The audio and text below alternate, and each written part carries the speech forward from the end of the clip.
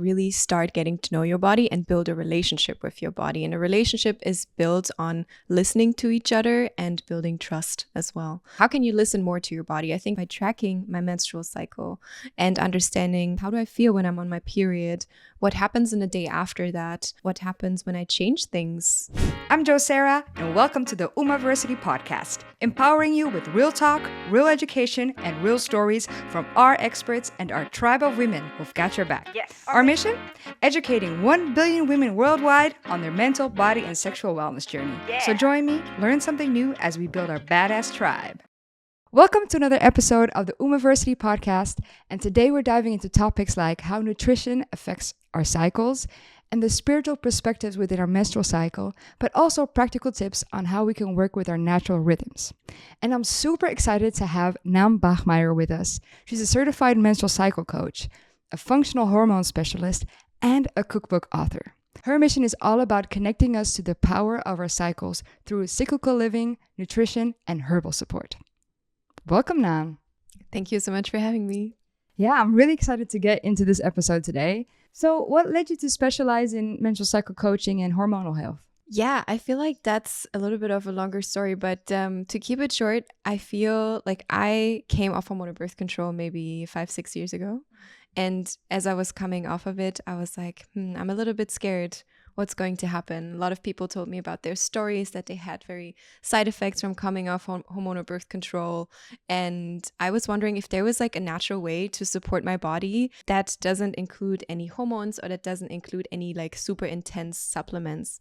So I started researching, and then this whole world of menstrual cycle awareness opened for me, where I was like, wow, there's actually 4 phases of the menstrual cycle and not just that one phase, which is what we feel when we see our blood, when the menstrual phase, and then maybe a few days before that where we're like, oh my god, we're PMSing. But there's actually 4 phases in total. And then I started learning about it and got really hyper fixated on it and really wanted to start teaching this to other people and women, because I think this is knowledge that we should have all been taught in school. And yeah, we just haven't, and that's such a shame, because there's so much that we can help ourselves with if we know about our menstrual cycles, and also other things that impact our menstrual cycles, like nutrition, our lifestyle, the way that we take care of ourselves in the 4 different phases of our menstrual cycle, and the environment that we need for our bodies to really feel safe and healthy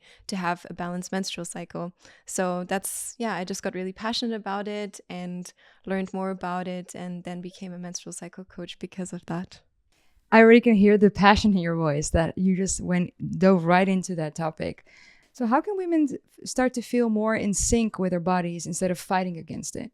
I think the first and the biggest step is to really start getting to know your body and build a relationship with your body. And a relationship is built on listening to each other and building trust as well. How can you listen more to your body? I think this is a question that everybody needs to answer for themselves individually. But how I started is by tracking my menstrual cycle and understanding, okay, what happens? How do I feel when I'm on my period? What happens in the day after that? What happens when I change things? And the simplest way to start tracking your menstrual cycle is having a journal on hand, and then you write down your cycle day, you write down how you feel like on an emotional level, and also maybe in your body. You can also include, of course, like anything that you want. How's my sleep today? How's my energy today? How is my mood today? And as you do that over time, you will notice that there's patterns emerging. And that's such a cool thing, because we sometimes think, some symptoms are very random, like, oh, I always feel like I'm bloated that day, or I have like my breasts are hurting, or I feel so emotional. And then you actually realize it's always maybe the same cycle days. There's a pattern there. How can you work with that pattern? And this is the moment where you actually start listening to your body's signals. Like you hear what your body is trying to tell you through the symptoms that it's giving you, because that's your body's language. Your body is talking to you every single day. The thing is, though, that sometimes we don't hear it because we have so much other stuff going on in our lives. And then even if we hear it, we're sometimes like, oh no, I know I need to, for example, I know I need to pee, but I'm going to go pee when I'm done with this work task. Or I'm hungry, but dinner is in 1 hour anyway, I'll just wait. These are the little ways that you're actually hearing your body's signals, but maybe not listening to it. And that's the same way with the menstrual cycle. It just takes practice. So I really encourage everybody to start tracking their menstrual cycle in simple ways. And then over the course of a few cycles, you will notice the patterns, and then you can start working with your cycle and build that relationship. Yeah, that's very good. I've done it as well, and I've started to see the patterns, and it feels very empowering because you feel closer to your body. Yeah. And you feel like, oh, I am actually, my body's telling me things that I didn't hear before. And have you changed any of your cycle tracking over the years, or has it been the same method? For me, it got more advanced over the years because you can go so deep when it comes to cycle tracking. You can start with one word per day, but then you can also go into the physical, the emotional, the spiritual, energy levels, mood. You can track everything that you want on the planet. What I really liked to get like deeper insights from my body is tracking with basal body temperature, actually, which gives you an insight where you are in the cycle, not just how you feel, but actually your body is giving you fertility biomarkers. And then also tracking things like cervical mucus. And for me, I feel like that's a level where I could kind of bring together what I was already feeling in my body emotionally and like energy wise to actually, okay, this is what's happening in my body, and here's the scientific proof. Like, I really love to combine the science behind menstrual cycle awareness. And to be fair, there's not that much out there because it hasn't been studied that much yet, unfortunately. And the spiritual, emotional aspects to it. I think this comes hand in hand, and we need the best of both worlds. Yeah. Can you maybe take us with you in your routine of tracking your cycle? Like what exactly do you do? What do you have a journal? How do you take your basal body temperature? How do you track your cervical mucus? Like, can you take us through that process so that we can start doing that at home as well?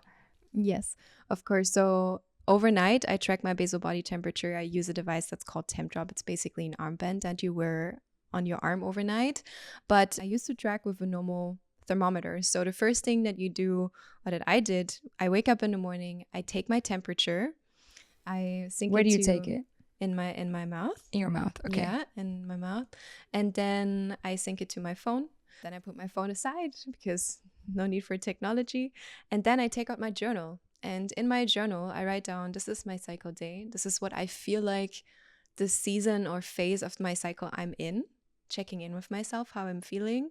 And then I just write down anything that comes to my mind. And some days I'm like, okay, I'm just going to write down how I'm feeling in my body today. And some other days I'm like, I actually have some insights from this phase of my cycle about what happened. So it's basically like a journal entry, but I'm bringing the perspective of my cycle into it. How do you do it? Well, I have a cycle tracking app. Mm-hmm. I use Clue. Mm-hmm. And I also have my own daily tracker. So because I track my food, my energy, and my creativity. And also my daily morning routine habits, like listening to my affirmations and doing my qigong and all of that stuff. So things that I do for my mind, body, and soul. To be honest, I mostly use my cycle tracking app when I'm either in my ovulation or when I'm on my period. So I only use it for those phases because I notice the biggest symptoms or let's say body signals. But I should actually track it every day in the app, but I also do it in my daily tracker. So that's where I also track my mind, what's going on with my mind, my body, what's going on, and also my emotions and anything happened that day. So if I should maybe find a way to like sync them together, because then I could have everything in one place. I see what you mean with that. And I think it really depends on also what kind of purpose you're tracking your cycle for. Yeah. Like, are you tracking it to gain a deeper insight about your menstrual cycle and to build that relationship with your body? Or are you tracking your cycle for fertility awareness purposes, as in trying to avoid pregnancy or trying to conceive? I think that's a big difference that I feel like we should differentiate as well, because if you really are using the fertility awareness method, the symptothermal method for natural birth control. And that's tracking your basal temperature, exactly, right? That would be tracking your basal body temperature and your cervical mucus. Then you really need to have to be super consistent. You need to know all the rules. You need to, you can't like You're like, oh, let me skip a day. Yeah, exactly. You can't just be like, let me just, it doesn't work that way, No. because then you can like really mess up. You can get pregnant. Yeah, for sure. Yeah, I track it because I have PCOS. Yeah. Since I started tracking it, I've become more aware of, oh, my cycle is getting more regular. And also, the more regular I've been getting more symptoms that, I don't know, it feels like that other women also have. Like what? Like vulvar pain a little bit, cramps in the stomach, diarrhea sometimes, and tender breasts, getting more emotional the week before. All of those things that I feel I always heard, but I never had myself. Because before, I would get my period once a year. It would be for 3 days, and it would just be, nothing really special. Yeah. But now I'm also bleeding more, so I see more red blood instead of just brown blood. And yeah, it's very amazing. Yeah, and in the beginning I was like, oh my God, every month now. But actually, it made me happy because I'm getting more regular, and I do want to become a mom in the next few years. So it's good that it's becoming regular. Yeah, because regular periods mean that you're ovulating on a regular basis, most likely, and that's beautiful. I'm happy for you. And I'm thinking now maybe I should just add. Maybe you can help me with that, or maybe we can talk about it. How you can add your cycle tracking in your daily tracking. What are certain things that you should definitely track when it comes to the cycles? I feel like you're already doing that naturally because you have a mood tracker, you have an energy level tracker, and all of that. So what I would suggest for you, just add your cycle day to it and know exactly what day of your cycle you're on. And how you count that is the first day of your period is called cycle day 1. And from that, you just count until you reach the end of your cycle, which starts, with your new period. So for example, my cycle is on average 27 days long. And because I track, I notice when I go into which phase of the cycle. There's 4 phases, and usually I ovulate around cycle day 12, 13, but that's very individual. And if you have PCOS, it's especially can be different to, from cycle to cycle, actually. Yeah, because I have an average now. I have an average, so that's really nice already. I have an average of 34 days. That's amazing. Yeah. That's so good. So what is an optimal length of a menstrual cycle? From a health perspective, the optimal range of a menstrual cycle would be between 26 and 35 days. Okay. But you want it to be regular as well. So when we talk about regular cycles, you say that plus minus 4 days every time is okay. So for example, if your last period was 31 days, then it goes to 35, and then it goes to 40, that would be considered a regular period. But if the jumps between the cycle lengths is more than plus minus 4, then this is considered what we call an irregular cycle. So either way, like if your cycle is irregular or the length is too short, as in less than 26 days, or too long, as in longer than 35 days, always, then this is something that you really want to look into, because this can be a sign of hormonal imbalances going on in the body. And what's interesting about hormonal imbalances, I think there is a lot of talk out there about like, my hormones are out of balance and all of that. So I just want to clarify what a hormonal imbalance actually means. It means that your body is maybe right now not producing the right amount of hormones at the right time in your menstrual cycle.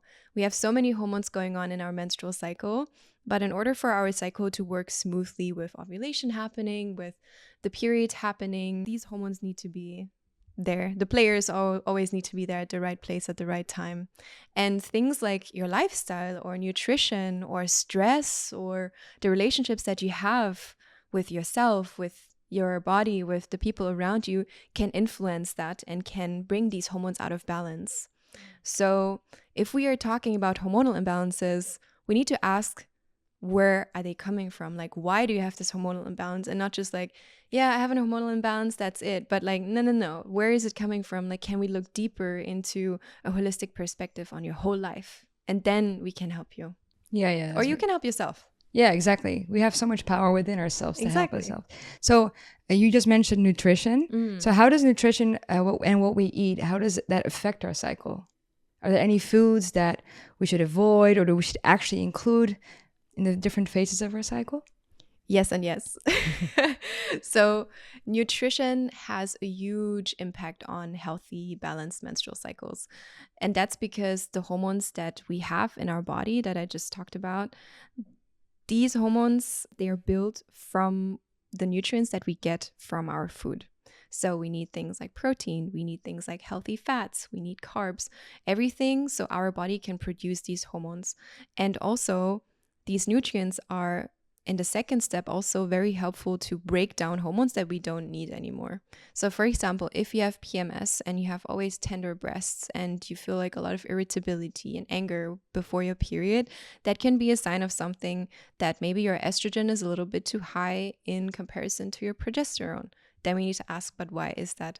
Maybe your liver isn't working in the way that it's breaking down the estrogen. So what can you do on a nutritional level to support your liver a little bit more? Is it things like reducing alcohol, which is, I think, when it comes to alcohol, nicotine, any kind of drugs, I really would recommend for women and womb holders in their fertile years to not do that. Not just for, let's say, fertility reasons, but also if you just want to be healthy in your menstrual cycle, because these things I see tend to have the most impact. But when it comes to nutrition and what foods are allowed or not, I really don't like this idea of having to restrict yourself or not being able to, like, you're not allowed to eat junk food or sugar or whatsoever. I think everything is okay in a balanced way, but also in a smart way. Like, you need to know how to work with your body so your body can also digest things like sugar or fast food as well. Is it ideal to have, like, pizza in your luteal phase, like before your period? Probably not so much, but is it good for your soul? Probably yes. So I think there needs to be a balance between both. Because what I noticed in my last cycle, that in my luteal phase, that's the phase before your menstrual cycle, right? I was craving chocolate chip cookies. Yeah. So I went on a chocolate chip cookie making frenzy, and I think I made 3 batches and I all put it in my freezer. We just had one of them. And I just felt like I need chocolate, I need sugar, and I was just a cookie monster. And it was in the luteal phase and in the menstrual cycle phase, the menstrual phase, yeah. Mm-hmm. So it's just, what does that mean?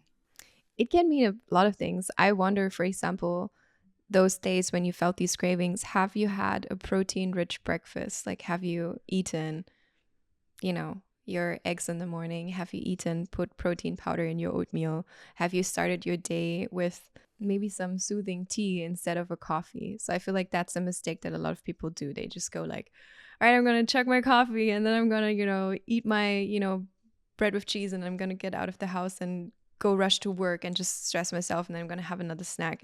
But they never actually feel satisfied and never feel full. So it's really important in that phase of your cycle to eat enough protein and also to just generally eat enough, because in the luteal phase our body actually burns more energy because our body temperature slightly heats up. This is exactly what you're tracking when you're tracking basal body temperature. So you actually need to eat more and on a more regular basis, because you also have lower blood sugar sensitivity. So what does that mean in normal terms? Make sure that you eat breakfast within 90 minutes of waking up. Make sure that you're eating enough protein for breakfast. And what I mean with that is like 30 grams of protein. That could be like 3 to 4 eggs, maybe some beans, or oatmeal with a helaton of protein powder or cottage cheese or something like that. And then make sure that you're eating every 3 to 4 hours. And there you're also including your protein. Like, protein is going to really keep you full, and you want to include slow burning carbs as well. So that means not necessarily things like white bread, but more like, could you have a sweet potato or could you have some quinoa? That really helps your body to stay energized throughout the day. And then if you combine that, this will really help you to feel more balanced and not have these like intense sugar cravings. But also what these cravings can tell you, especially if it was for chocolate, maybe you're also craving some certain, nutrients like magnesium.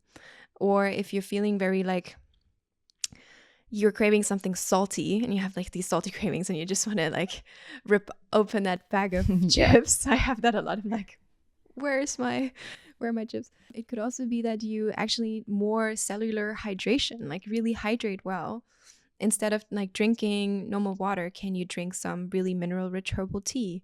Can you maybe spike your water with some coconut water and some lime or some really good quality sea salt to get those electrolytes in, so you can also hydrate on a cellular level and like go get this deep hydration? That can also help you. So sometimes these cravings do tell us things. Most of the time, honestly, they tell us that we need more protein and that we need to eat more complex carbs. Yeah, because I would always just do 2 eggs in the morning, but 3 or 4, that's way more. So 2 That's- eggs is only 14, max 14 grams of protein, and you want double of that. wow. Okay. So what I like to do in my luteal phase in the morning, my favorite breakfast, and I'm in my luteal phase, is actually shakshuka. Mm-hmm. And make that with beans and eggs. And then you have eggs, and then you have like a really yummy tomatoey sauce. And then you have beans, which gives you the carbs and extra protein as well. Then you easily hit your protein goals. Or something like a tuna sandwich could also work. Oh, yum. Or protein banana pancakes with some cottage cheese on the side. Or yeah, you have a ton of options. Just make sure that you eat enough protein. It's going to help you. Oh, wow. Okay. Thanks for those ideas because You're so welcome. yeah. And what about the menstrual phase? What are things that you should avoid or you should actually really focus on eating? It depends a little bit on your symptoms that you have in your menstrual phase. But in general, in traditional Chinese medicine, we say that when you are on your period, you're very cold, and women and womb holders generally run cold. So you want to make sure that you keep warm, not just from the outside. So please don't wear any crop tops. Where are your socks? And just keep cozy like a burrito. But also when it comes to food in the menstrual phase, you really want to focus on warming foods that really warm you from the inside. So soups, stews, and things that are very mineral rich, because when you are on your period, you are also losing nutrients through your blood, and your body needs nutrients to rebuild that blood again. Especially if you feel tired after your period, you really want to make sure that you eat things like that are rich in minerals like zinc, for example, that are rich in minerals like magnesium, that have omega-3s, which is great to combat those cramps if you have some. So these can be found in things like seafood, salmon, for example, mackerel. You can also go for seaweed, walnuts. What also is amazing on your period is anything with beans. They're great. Spinach, mushrooms. So yeah, think of what you want to eat in your menstrual phase as like warm winter foods that are very nourishing and very also easy to digest. So this is not the phase where you want to go like raw foods. You don't want to have a salad, but you want everything to be cooked and stewed and maybe baked. So everything is like warm temperature wise and warming you from the inside. And this is also where herbs and spices can come in. So you can include anti-inflammatory turmeric and ginger, which is really great for period cramps as well. You can also drink a lot of herbal teas. I'm a huge fan of that. What tea would you drink in a menstrual phase? There are so many. It depends on a little bit on you, your constitution, and also I think what kind of symptoms that you have in your menstrual cycle. But if I had to pick one tea out of, or one herb out of all the amazing herbs that we have here and throughout the world, it would probably be red raspberry leaf, because it's very accessible. This is a very amazing herb to tone the uterus, to help you with the cramps. You can already start drinking it before your period, and it's going to help you throughout. And then I like to mix it with some chamomile and maybe some ginger, and then you have a really yummy herbal tea. Wow. That sounds nice. I would like some tea right now. Yeah. And what about the follicular phase? Like what are foods that you should definitely eat in that phase and maybe avoid even? So think of your follicular phase as your inner spring. And in your inner spring, what would you eat in spring usually? What do you like to eat? I would eat salads, I think. Lots of fresh new vegetables, I guess. Sprouts. That's, yeah. Fruits maybe as well. Exactly. That's exactly what you want to eat in your follicular phase. Sprouted, fresh, anything that just like feels like it just grew from the earth. Lighter foods, because menstrual phase is like winter and cozy, and then you go into follicular, and this is where your body really is going to need all the fresh nutrients and vitamins from salads, from sauteed foods, from, a lot of vegetables, but also, again, lean protein. Like, protein is like a non-negotiable no matter where you are in your menstrual cycle, as well as carbs. I feel like carbs get a really bad reputation nowadays, but we actually need them for serotonin and for so many other things, and for energy in our body. So yeah, but this is the phase of your cycle where you want to focus on like fresher and lighter foods. So actually, you should actually eat protein in every phase of your cycle. Every phase, every day, every phase. Protein for the win. Yeah, protein for the win.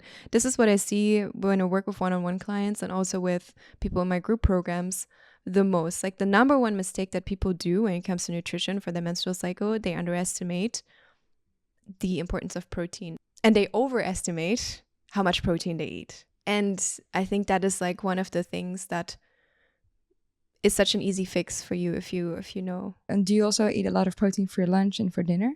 Protein is so important for incredibly many processes in your body, especially when it comes to hormones. That means that every meal you want to have some protein in some shape or form. And a lot of people are like, what's protein again? And think of it as not just only meat and fish, but also things like beans, lentils, chickpeas.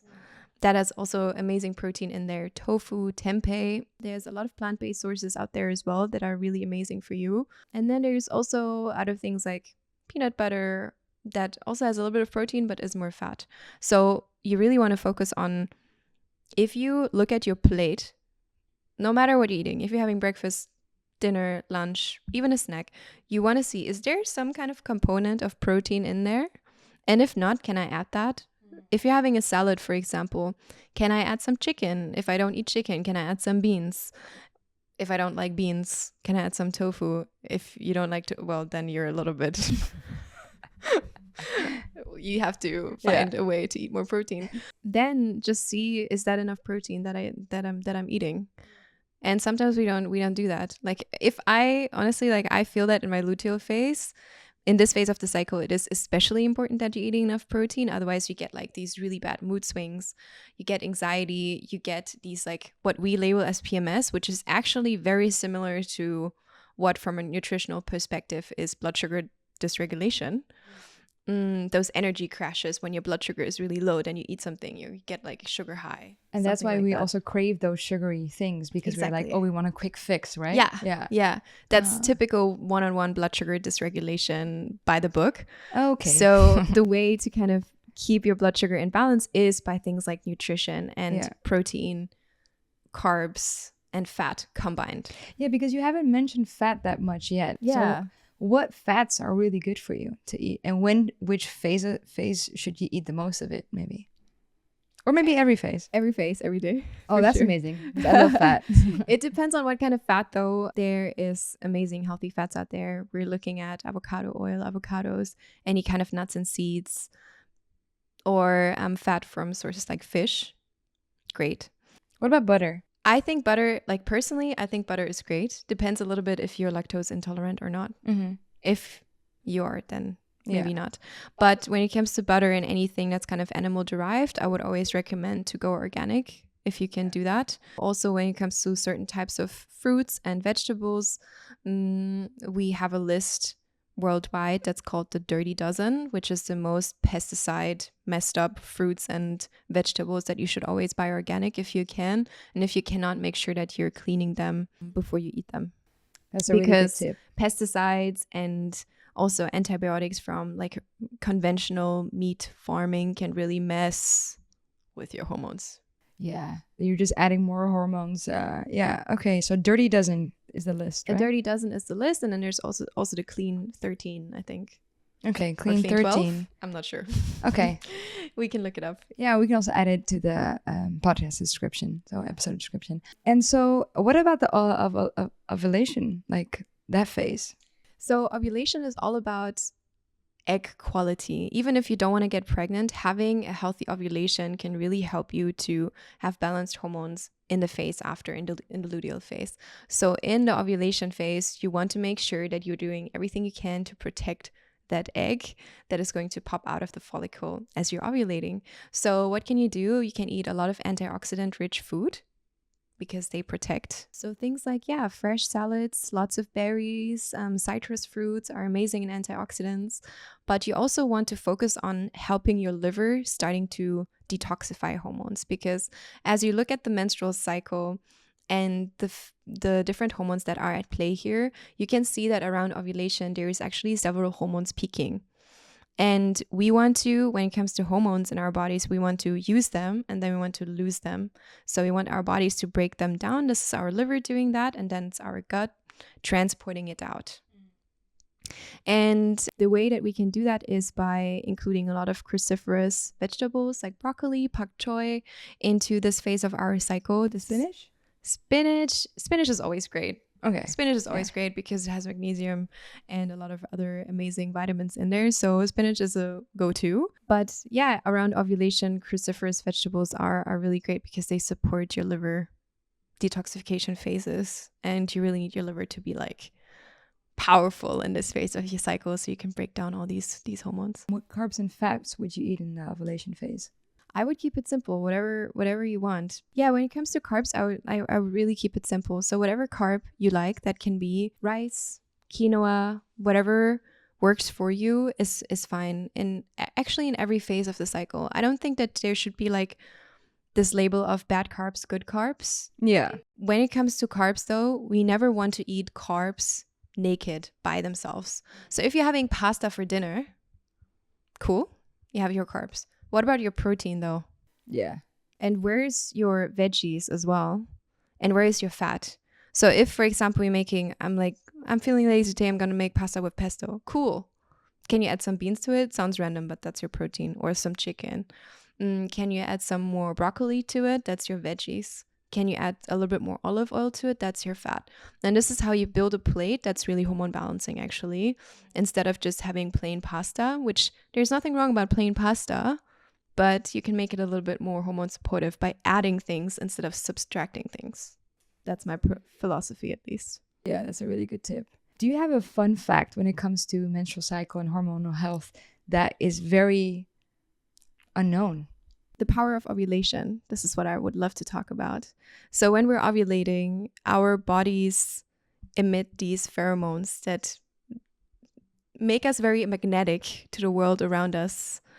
But also the hormone estrogen makes us look really like plump, glowy, sexy. Like you feel so confident in this phase of your cycle.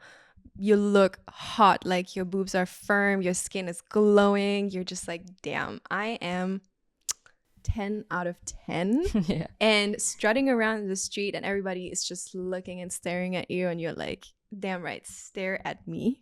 And this is actually scientifically proven. So there has been a study that has looked at female strippers and how much money they make when they're ovulating. And They make so much money when they're ovulating because everybody's just like, whew, Yeah. But the strippers that earned the least money were actually on hormonal birth control, which is super interesting to me because hormonal birth control stops your entire menstrual cycle. And that's what they told in the study. Yeah, it's interesting. Whoa, that's a super fun fact, an interesting fact. So we just talked about the 4 phases and their seasons. And I know that you have a lot of knowledge about the spiritual perspective around this. Can we talk about that? It's called the Archetypes, right? Can you tell us more about this? Exactly. Archetypes are such a cool way to see the menstrual cycle through a different perspective because we can look at the 4 phases through the concept of the inner seasons, but we can also look at that through the concept of archetypes. Do you know what archetypes are? I have no idea. Okay, cool. Let's dive into it. Archetypes are characters that have certain instinctual traits and behaviors. So when I say to you, what do you associate with the queen?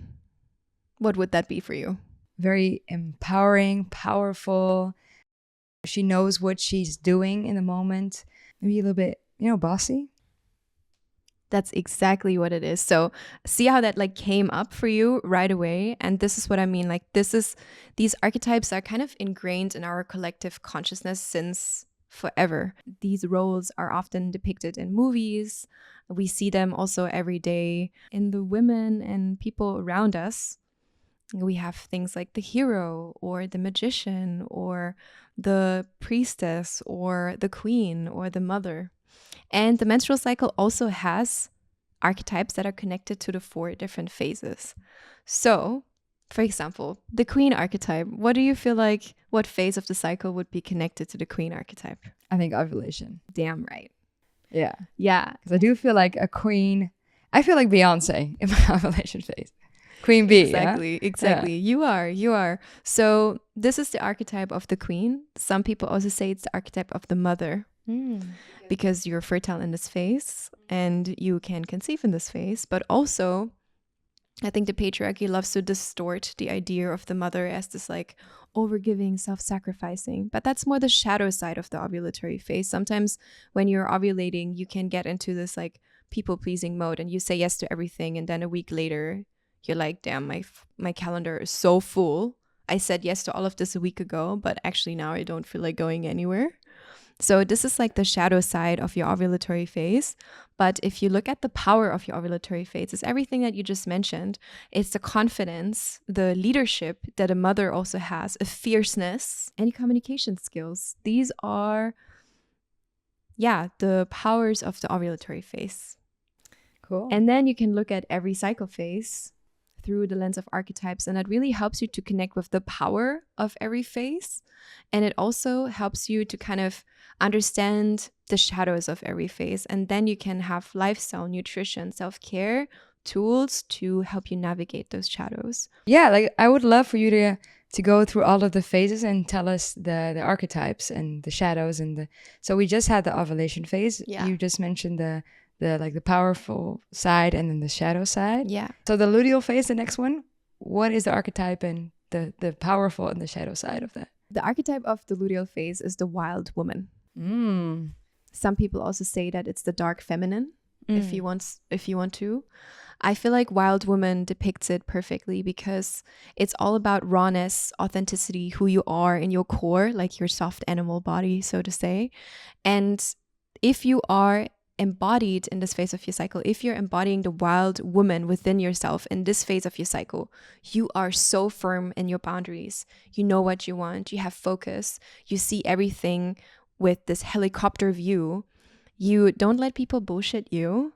You are very compassionate with yourself, and your self-talk is fierce and, has power in it, but it's not coming to the point of self-destruction.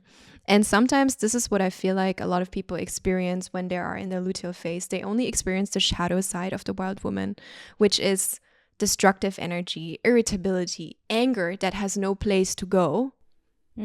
And then all of these emotions can also kind of go into the inside of yours. So if you have a lot of like self-doubt in this phase, if you always feel the world is falling apart, you're sad or you're angry, and you point that towards yourself or to the world, that's actually a sign of the shadow side of the luteal phase of the wild woman living very presently inside you.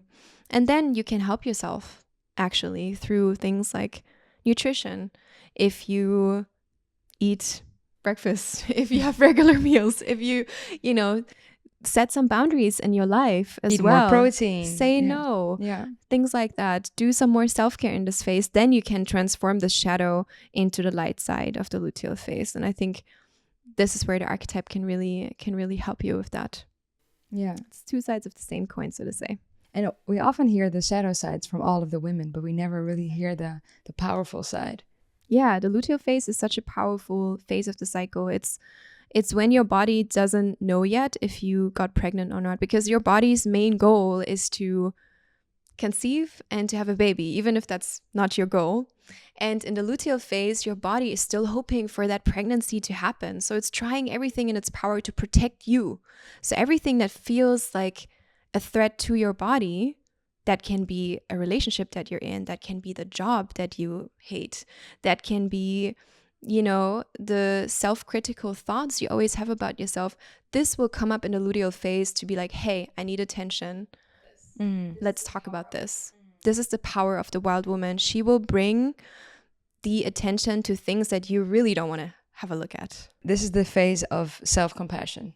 100%. Setting your boundaries. That's Yeah. beautiful. And what about the menstrual phase? The menstrual phase is really magic. This is the most intuitive phase of your cycle. This is connected to the crone. The crone is an elderly, wise grandmother. When you think about an elderly, wise grandmother, her powers are in her wisdom about life. She sees life in a different way. She maybe sees all those repeating patterns. She has a lot of inner beauty. She's not very focused on like the outward world anymore, but she tends to her inner world. And this is exactly how you are in your menstrual phase. In the menstrual phase, you're also the most intuitive because you're bleeding. You are very open to the universe, to source, to any ideas and visions and downloads that come to you naturally if you make space for them. And I think a lot of people don't do that, and then they hate their period because they're like, there's nothing good about me being on my period. I'm bleeding and I'm in pain.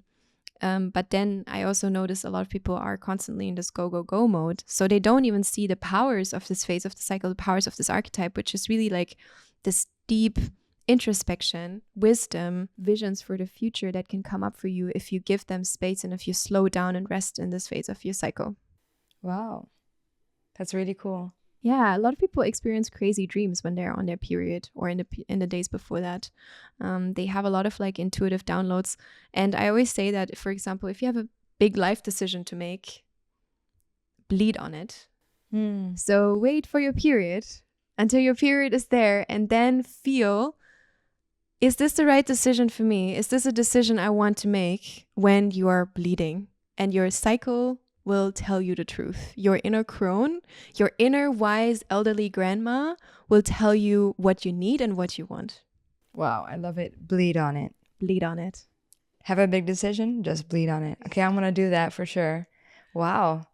I never would have thought that these beautiful archetypes were in these phases. So when you're in your mental phase and you're at the crone, the wise grandmother, what are some practices that you do or things that you do to make sure that you're close to your own intuition, close to your own inner wisdom? For me to hear my inner voice, I need to block out all the outer voices. So things like turning off my phone, not talking to a lot of people, trying to keep, honestly, social contact at a minimum. So I don't go out when I'm on my period. I try to really just stay home in my period cave and sip my herbal tea and eat some yummy food and just do nothing. And from that nothingness, often that's when all the wisdom comes and emerges. When I give it space, when I intentionally try to get bored and do nothing. Maybe I paint with my period blood. That's so cool. Yeah. Maybe I, listen to some music. Maybe I journal. But I really try to just make space by doing nothing and then see what comes up for me. Like try to bring my attention to the inward. And before we go to the follicular phase and its archetypes and everything, what do you do when you're actually really busy during your menstrual phase? How do you make space for that inner wisdom and take that time for yourself? That's such a juicy question because not everybody has the privilege to stay home. Not everybody can, simply cancel all their appointments. So what I recommend is do what you can. Is it really impossible for you to postpone that date with your friend when you're on your period? Or can you bring some self-compassion and say, hey, I'm bleeding. I actually feel like I want to stay at home. Maybe that friend can come over and cook me a meal. Yeah. Maybe we can make some yummy period food together and stay home and cozy, and then they can leave by 10 p.m. Yeah. When it comes to going to work and having the things that you have to do, that you just cannot say no to, and there's actually a lot more things that we can say no to than we think we can, is there a way for you to bring in a 1% shift? Can you sleep in 15 minutes more? Can you have some space between you waking up and you going to work? Can you, in your lunch break, maybe instead of going to lunch with your colleagues to a really busy cafe or running to Albert Heijn to get a sandwich, can you sit in the park and just listen to some calming music as you kind of, put a hand on your womb and just connect with your period? Is there a way for you to stay in the bathroom a second longer to just have a look at your period blood and be like, wow, I'm bleeding today. What a gift. Instead of just being like, okay, tampon in, out. Okay, go on. Okay, work. You know, like it's about these like 1% shifts that everybody can make, even in the busiest space. Just it sometimes only takes a second, a moment of notice me, give me some space and attention, and that is going to go such a long way already. Yeah, becoming way more intentional. That's wow, what a good tips, because I've had this many times and I'm like, oh my God, I'm on my period. I want to stay in. I want to just don't want to see anybody. But you're right. You can say way more than you think you can. And also those moments of just being intentional about, hey, I'm bleeding today. I'm going to take it easy. Let me not have a workout today, but let me just exactly do some yin yoga or whatever. Yeah, can I go to a sound healing? Can I invite the friend that I wanted to see to a sound healing so I don't have to talk to them? Yeah. But can relax with them.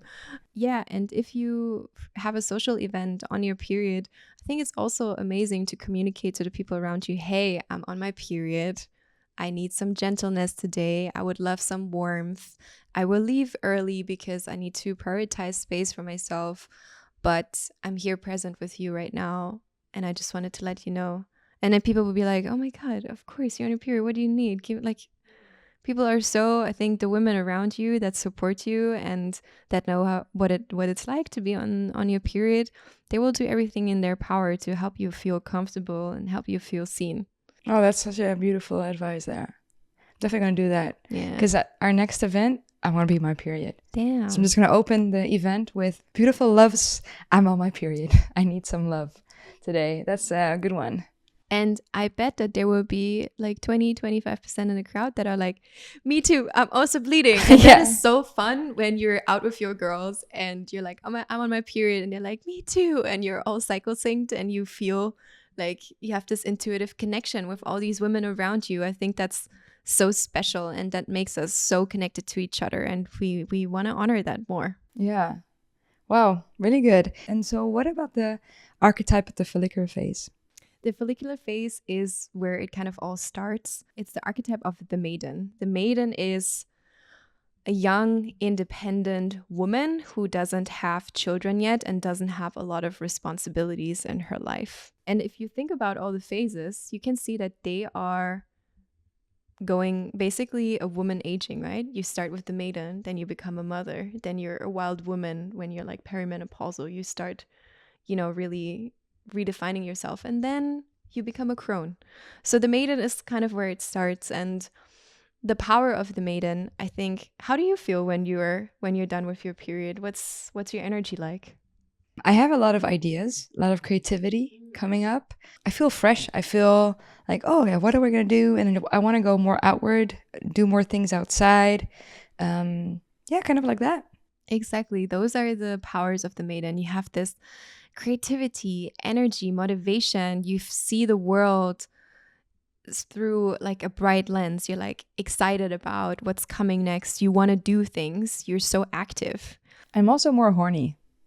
100%, because your body is leading up to ovulation and we need to be. Exactly. Your body is like, where are, where is the sperm? Yeah. Let's go to a party and meet some people. Yeah. So that's very follicular, and that's the beauty of the maiden archetype. And the maiden archetype, I think in movies also, it can sometimes also be a little bit distorted, like the mother, because it's also an outward phase. It's a very like relating phase to, like, you relate to other people, just like the mother. It's not so much inward and focused on yourself like the luteal phase archetypes and the menstrual phase archetypes, but the maiden is very outward.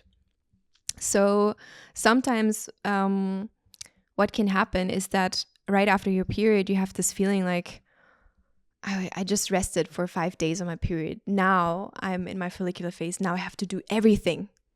I have to go back into all my projects. I need to be creative. I need to go work out because I missed out on so many things. And then you can lose yourself in the doing and the go of it. And that's the shadow of the follicular phase, that of the maiden, that you are too much in doing and forget to be in your body. And you can also, like the queen or the mother archetype, fall into this trap of people pleasing and saying yes to everything, even if it doesn't feel like a full body yes for you. But because you're so motivated and so euphoric about the world that you're like, yeah, sure, of course I'll do that. Of course I'll, take on that work task. Of course I can add this to my to-do list, when actually your wild woman 2 weeks later knows, why did we say yes to that? Yeah. Absolutely not. Oh my God, this is so relatable. I don't have space for this. Yeah. I can't meet this person. I cannot do this work project. Or I cannot. I probably could, but I don't want to. Yeah. So it's also really good to be mindful of when you're in your follicular phase. Yeah. Hey, can I say yes to this even in 2 weeks, even in 1 week, even in 3 weeks when I'm in my menstrual phase? So that's why it's important to track your cycle so you know where you are. And do you put your agenda next to your cycle as well? I personally don't do that, but it's because my cycle is very regular, but I do recommend it for everybody to do that. And also if you're feeling fancy the moon phases as well. But what I like to do when I'm ovulating or close to ovulating or in my follicular, where I tend to say yes to things, I like to, when it's plans that people are making in advance, like, hey, do you want to go travel with me to this place? I'm like, yeah, I'll let you know in a week or two. Let me bleed on it. Or let me see what my wild woman says. And then I can let you know if I truly want to do that, because the wild woman, she is the truth. She is your authentic self, and she will exactly know. And then your inner crone, she will give you a bigger perspective on it and your bleed as well. Wow. So powerful. Yeah. Oh man. We have a community question. Yay. Let's hear it. So during my period, there's always a chance to kind of connect deeper with yourself. However, I always have a lot of pain that comes up the first day or two of my cycle. But then I try to not take a painkiller or try to see if the pain is manageable. But often I do take a painkiller, but I feel like it disconnects me from myself in a way. So how can you manage cases where you do have pain, but also want to have a period that you connect with rituals or also with your body more? I would like to offer you a different perspective on this. So you're saying that as soon as you take a painkiller, you feel like you're feeling more disconnected from your cycle. At the same time, from my point of view, if you are extremely crampy and you're just in bed, like in pain with your cramps, and you cannot do anything, you cannot journal, you cannot think, you cannot breathe, this is actually also distracting you from connecting deeper to your menstrual cycle. Sometimes we go a little bit into extremes when it comes to the holistic route versus the, conventional medicine approach route. And there can be a balance there. I'm not saying that you should take a painkiller right away when you're on your period, because they can also have side effects on your ovulation. But I'm saying that there is a balance that only you can determine, between helping yourself through conventional medicine, supporting with holistic approaches, natural approaches like herbal support, nutritional support, which are all routes that you can still take. But then also having this mindset shift of, is me taking a painkiller right now helping me to connect more with my menstrual cycle? Because then I can be pain-free, and then I can actually focus on what's going on and how my womb feels and how I feel in my body and what inner wisdom wants to come up in this phase of my cycle. Or is me not taking that painkiller and me being in pain and being crampy and not knowing how I feel actually distracting? This is my perspective on it. And that's more of I would say, a mindset shift for you that I feel like can, maybe enable you to see the painkiller more as a tool conventional medicine has gifted you, versus something that is holding you back from connecting to your menstrual cycle. I like this perspective shift. Thank you for that. It's I would not have thought of that myself. So that's really nice. So we're already at the last question. I've learned so much from you today. So what is one small practice every woman can do to get more in sync with their archetypes, with their phases, and just with their self? I would love to offer 2 practices, actually. One that honors your period and one that honors your entire menstrual cycle. The first one is, when you're on your period, I would love for you to carve out some intentional time for yourself to really just take a moment to listen to your womb space. How can you do that? Maybe set some nice music, maybe put a candle on, and maybe put a womb meditation on, and see what comes up for you as you're on your period. Be cozy, be warm, and see what your period, your womb has to tell you. Carve out that intentional time for yourself to really connect with your period. The second advice I would offer for everyone with a womb to connect with themselves deeper is to cycle track. We talked about this before, but tracking your menstrual cycle is more than just I'm writing how I'm feeling every day. It's actually you building a relationship with your body and your menstrual cycle and getting intimate with who you are in the 4 different phases, so you can feel less shame about the four different versions of yourself, that you can feel more empowered, like, hey, I'm in this wild woman phase right now. I can notice that I'm in the power phase, in the power side of it. I notice that I'm only experiencing the shadow side. How can I help myself?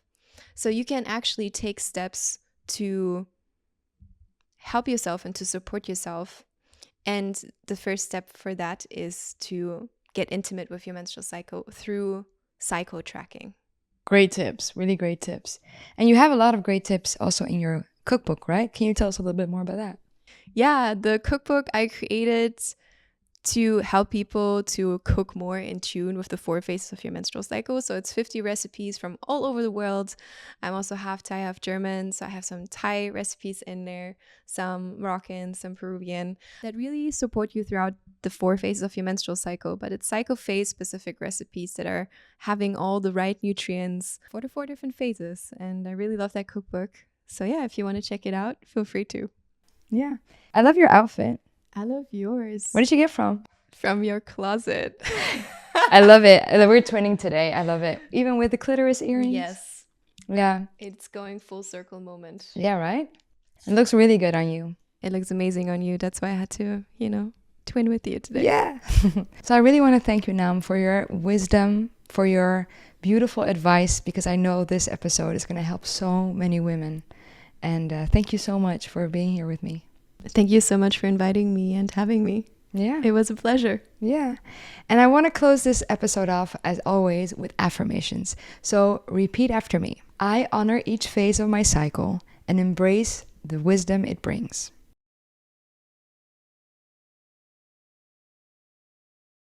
I nourish my body with love, respecting its natural rhythms.